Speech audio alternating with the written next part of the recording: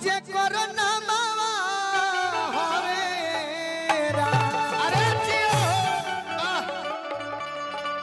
ई है रखी है गढ़वा के सानवा बनल रहो ई है रखी है गढ़वा के सानवा साइकिल निशाना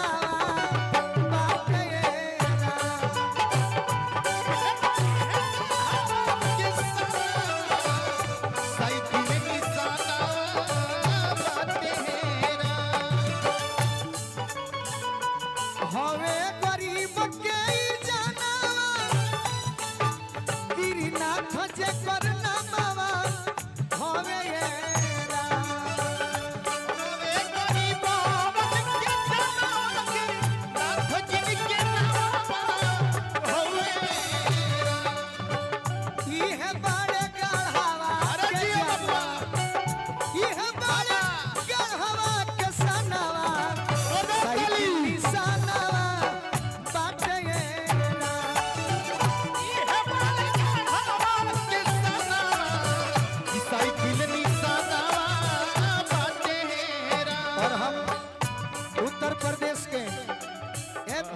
वाले भाई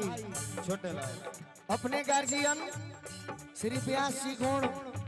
उत्तर प्रदेश के मंत्री जी, आप मुझे मानते हैं, मैं चाहता हूं कि मैं उन्हें आग्रह पूर्वक मंच पर बुलाना चाहूंगा चाचा जी को, ताकि आप उत्तर प्रदेश से झारखंड में आए हुए हैं। क्या बात, हमारी गढ़वा की जनता गोलू राजा एक कलाकार होकर आपका भी सम्मान करेंगे, ताली बजाकर इनका स्वागत किया जाए। क्या बात, मानो गोलू राजा के कहानवा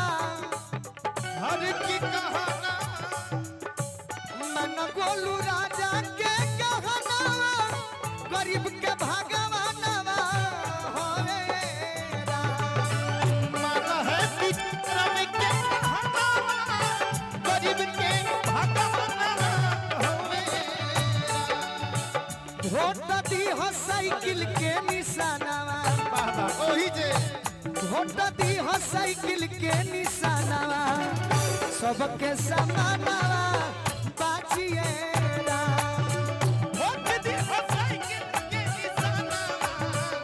सबके समाना बाजी हेरा। वोट दी हो साइकिल के निशानवा सब कर इजातवा बाजिए रा वोट दी हो साइकिल के निशाना, सब करे इजातवा बाजी हेरा। और बा चाचा मोलाइम के पहरुआ चाचा मोलाइम के पहरुआ अखिलेश के दुलरुआ होवे रा चाचा मुलायम के अखिलेश के दुलारुआ होवे। आर किरौर लोग में बसे निकर जानवा सही बात भाई, ये बात रौरे लोग में बसे निकर जानवा साइकिल निशानवा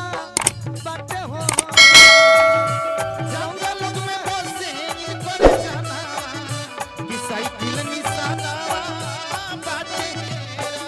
ए चाचा गिरिनाथ जे करना मावा गढ़वा के सनवा बाटे चाचा गिरिनाथ जे करना मावा गढ़वा के सनवा बाटे चाचा गिरिनाथ जे करना मावा गढ़वा के जनवा होवे रा क्या बात है, एक बार जोरदार ताली लगाइए।